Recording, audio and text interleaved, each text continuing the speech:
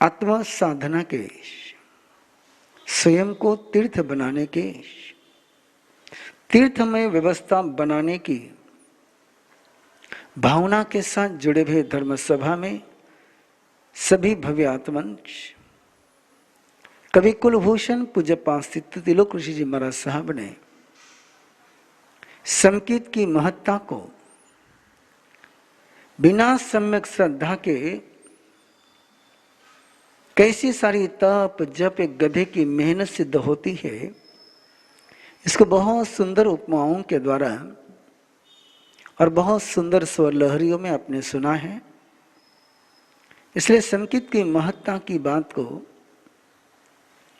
आगे न बढ़ाते हुए केवल इस बात पर यात्रा शुरू करते हैं कि संगीत प्राप्त कैसे की जा सकती है, कैसे इस श्रद्धा को उपलब्ध हुआ जा सकता है। तन निसर्गांत दधिगमाद्वा, ये कभी नेचुरली बिना सोचे हो जाती है और कभी अभ्यास के द्वारा होती है। दो रास्ते खुले हैं। जैसे मछली को नेचुरली तैरना आ जाता है और मनुष्य को तैरना सीखना होता है, और मनुष्य के पास तो मैक्सिमम जो जीवन की लाइफ आर्ट है वो सारी आफ्टर ट्रेनिंग ही है। चलना सिखाए, बोलना सिखाए, खाना सिखाए, ये सीखा तब आया है, नहीं सीखते तो नहीं आता। वैसे ही संगीत को लेकर के, श्रद्धा को लेकर के दो रास्ते आपके पास है। एक नेचुरल हो जाए, अपने आप हो जाए। जैसे मन में आपके निगेटिविटी के लो, नेगेटिव इमोशन के लो, क्रोध मान माया लोभ के दो, ये जैसे अनादि काल के प्रभाव के कारण से सहज हो जाते हैं। आपको गुस्से के लिए एफर्ट्स नहीं लगाने पड़ते, अहंकार के लिए एफर्ट्स नहीं लगाने पड़ते, गुस्सा करते समय सोचना नहीं पड़ता है। मुझे नहीं लगता कि अब तक किसी को गुस्सा करने की ट्रेनिंग लेनी पड़ी हो। ऐसे जिनकी संगीत अंदर के दर्शन मोहनीय अनंतानुबंधी सप्तक का क्षय होने के बाद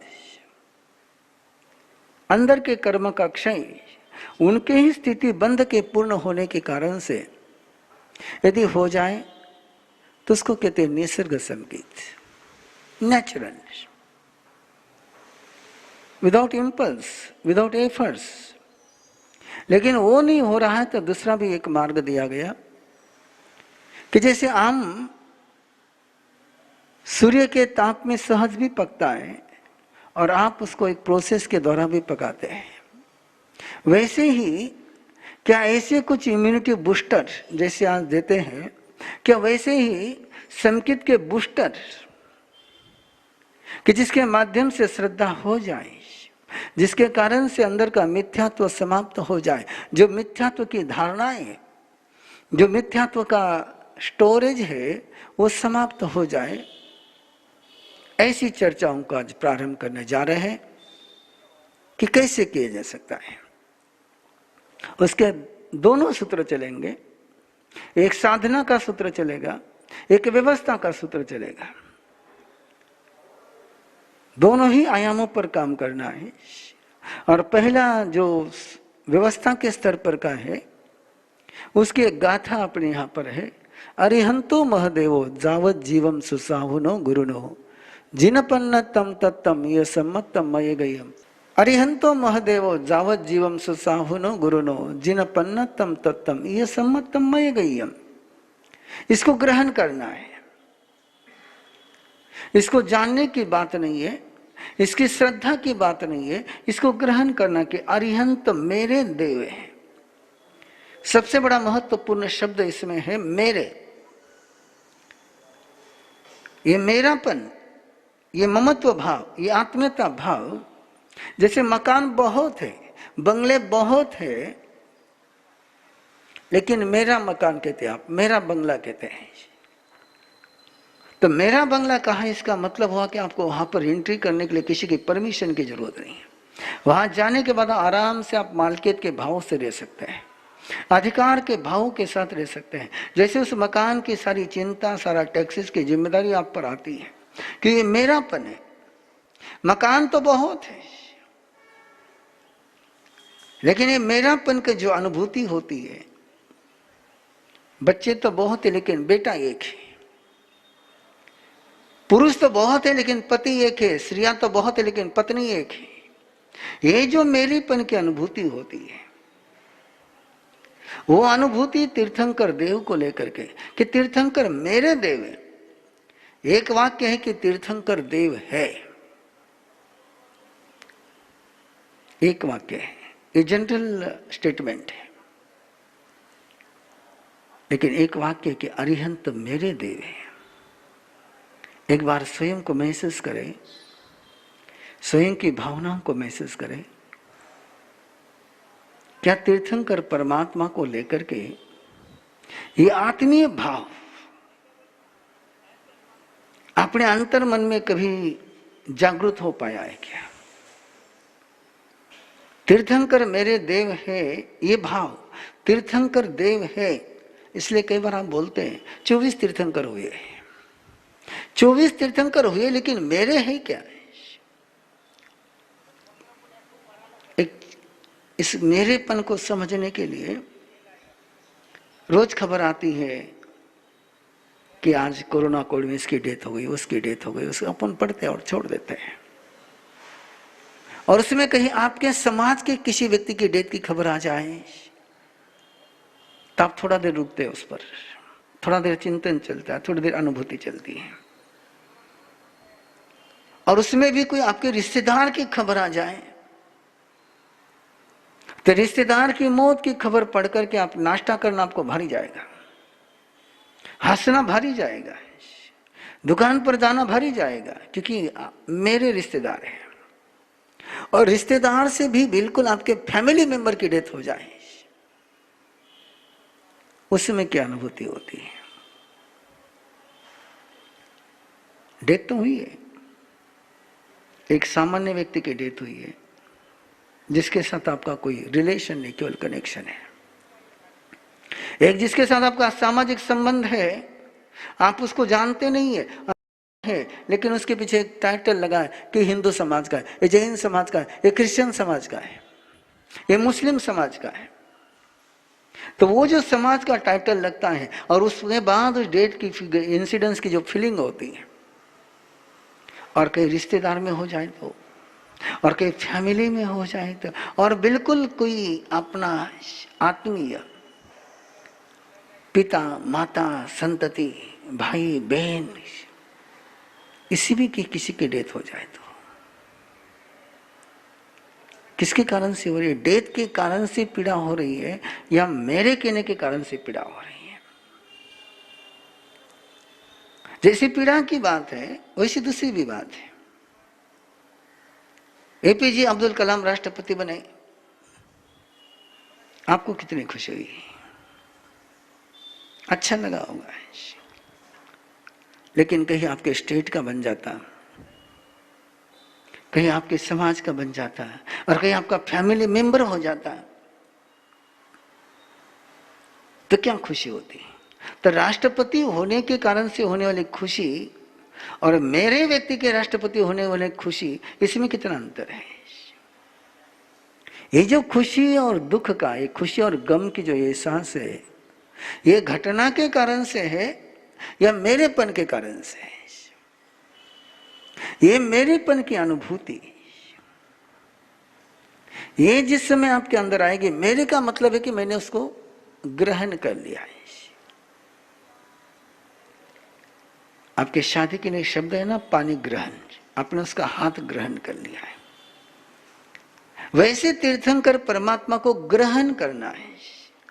ना मानने की बात है, न जानने की बात है, न श्रद्धा की बात है, केवल ग्रहण करने की बात है। इस ग्रहण करने की प्रक्रिया को संपन्न न करने के कारण से मैक्सिमम हम लोग जानते हैं कि तीर्थंकर देव है, जानते हैं 24 तीर्थंकर है, जानते हैं। कई लोगों को उनका पूरा लेखा जोखा भी याद होगा, वो जानते हैं।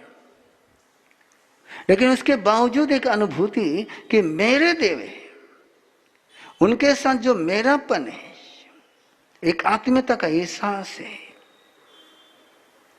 वो होना, इसको कहते हैं उनको ग्रहण करना। साधु सभी है, जितने पंच महावृतधारी है सभी साधु है, सबको नमो लोये सौ सोनम से वंदन है। लेकिन वहां पर भी वही बात है, जैसे आचार्य भगवत को लेकर के मेरे गुरुदेव है, ये जो मेरापन का एहसास है, उस मेरेपन के एहसास के कारण से जो परिणाम सामने आते हैं, जो अनुभूति सामने आती, जो अनुभूति जीवन में आती है, उसमें उनका होना, मेरा होना और इसके बीच में मेरापन होना। पुनः एक बार याद दिला रहा हूं, मकान का होना और मेरा मकान होना।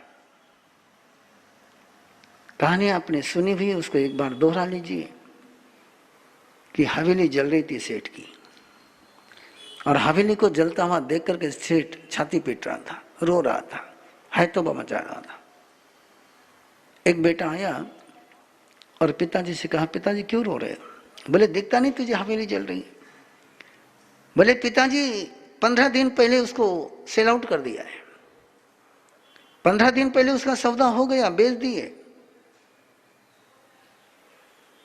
रोना बंद हो गया, हवेली जल रही है लेकिन रोना बंद हो गया। दूसरा बेटा आया और उसने कहा कि सौदा कैंसिल हो गया है, फिर रोना शुरू हो गया।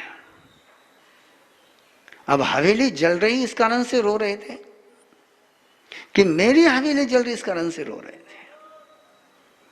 ये जो मेरेपन की अनुभूति है,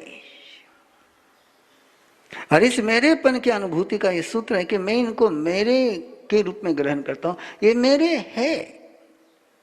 अरिहंतो महदेवो सुसाहुनो मज्ज गुरु मज्ज जिन धम्मो, मेरा जैन धर्म है। जैसे आप लोगों को बार बार राष्ट्रीय भावना जागृत करने के लिए कहते हैं ना कि कहो कि मेरा भारत देश, लेकिन करे क्या, पॉलिटिक्स ऐसी चली हुई है कि मेरा भारत देश की अनुभूति नहीं होती है, मेरी जाति की हो जाती है, मेरे कम्युनिटी की हो जाती है, मेरे संप्रदाय की हो जाती है, मेरे नेता की हो जाती है, मेरे पार्टी की हो जाती है। इसलिए वो रामदास फुटाने के शब्दों में कहना पड़ता है कई बार, कभी कभी भारत माझा देश असतो। अपनी भी हालत शायद वही हो गई है। ये जो मेरेपन की अनुभूति जब तक नहीं होती है, तब तक उसको लेकर के अस्मिता का बोध, गौरव का बोध, एक डेडिकेशन, एक डिवोशन नहीं जन्मता है।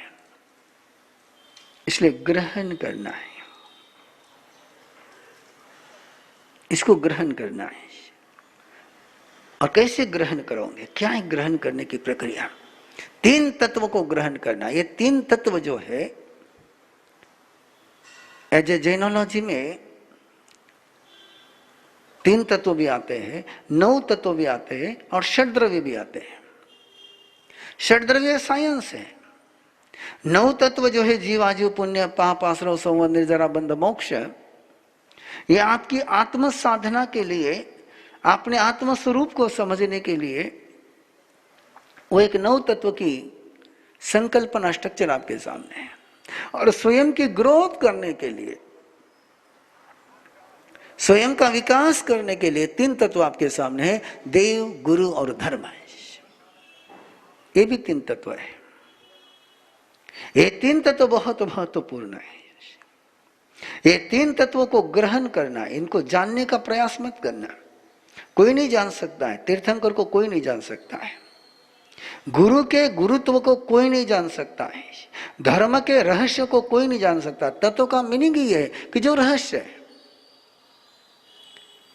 जो दिखता है और नहीं भी दिखता है, जिसके दिखने में नहीं दिखा हुआ छिपा हुआ रहता है, वो तत्व है। जो अप्रगट है लेकिन जिसके परिणाम प्रगट है। जैसे आपके सामने पेड़ है, लेकिन पेड़ का जो बीज है वो आपको नहीं दिखता है, आपके सामने बीज है, लेकिन बीज में छिपा हुआ पेड़ आपको नहीं दिखता है। और बीज में छिपा हुआ पेड़ दिख जाए और पेड़ में छिपा हुआ बीज दिख जाए, जैसे पेड़ का तत्व है बीज, और जैसे बीज में से पेड़ जन्मता है, वैसे ये तत्व है। इसको यदि कोई आपको कहेगा कि बीज में पेड़ है, और आप बीज को खोल करके देखोगे, जरा देखो इसमें कहाँ पेड़ है, तो पेड़ नहीं मिलेगा आपको। पेड़ तो मिलेगा ही नहीं, लेकिन वो बीज कभी पेड़ बनेगा भी नहीं। ज्ञाता धर्म कथा में इसको लेकर एक कहानी गई है कि दो दोस्त पिकनिक मनाने के लिए गए,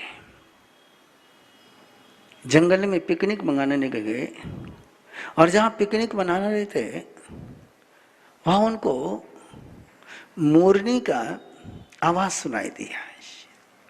तो वो खोजते खोजते वहां पहुंचे तो उनको मोरनी के 2 अंडे मिले। तो 2 अंडों को उन्होंने ले लिया, अपने सेवकों को बुलाया, बोले इसको घर ले जाओ और इसका मुर्गी के द्वारा इसका सृजन कराओ कि अंडे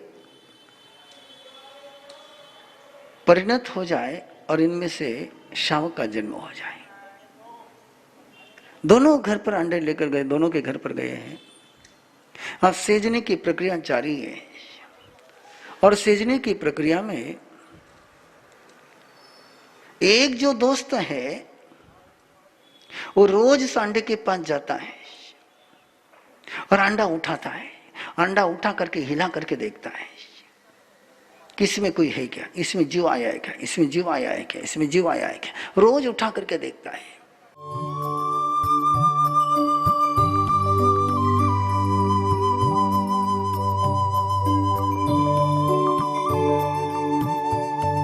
इस कार्यक्रम के पुण्यार्जक हैं श्री दीपचंद जी, श्री सुनील जी, श्री सुजीत जी, श्री सूरज जी पारख, पूना दाल एंड बेसन मिल्स, पुणे।